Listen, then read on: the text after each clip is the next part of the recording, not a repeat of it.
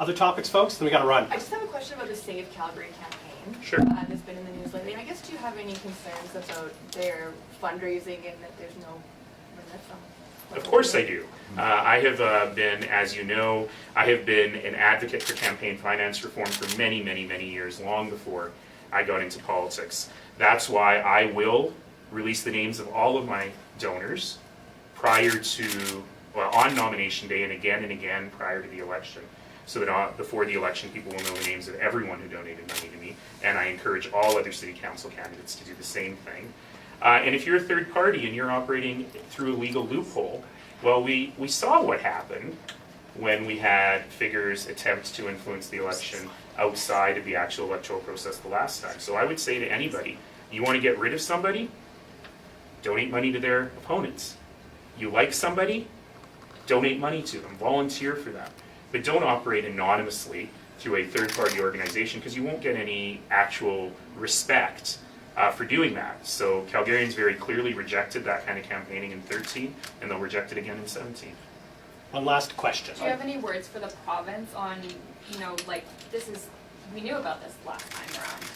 Yeah, I'm going to give the province a tiny bit of a pass on this because when the New Democrat government was elected, campaign finance reform was something that we discussed, and what we realized was the timing of the provincial election along with the timing of the municipal election meant that if they changed the laws just a few months before the election, that would give a huge advantage to incumbents who've been fundraising under the previous rules for 3 years or more. I wasn't, because I refused to fundraise except in the year of the election. But after discussion with the then municipal affairs minister, it was decided that that might be too disruptive to make that change that late in the election cycle. So I'm really looking forward to the provincial government moving very quickly in the first seating in 2018 of this legislature to fix the campaign finance The rules. flooding in Houston, has Calgary been asked This is the last to provide question. any expertise or any help given what we went through over 4 years ago? And how does it make you feel seeing what Houston is going through?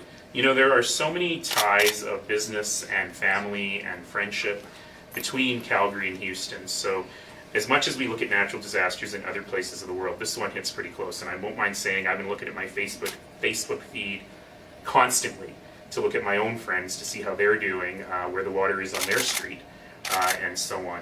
So we remain ready to help in whatever way we need. I have been in constant contact with Calgary Emergency Management to determine what resources that the U.S. government will be requesting from the Canadian government. But for today, I think the real issue is to keep our friends and family and strangers, everyone in Texas, in our heart and thoughts. And as it becomes more clear what kind of assistance is needed, we'll make sure to share that with Calgarians as well. Thanks, everybody. We do need to get going. Thank you all.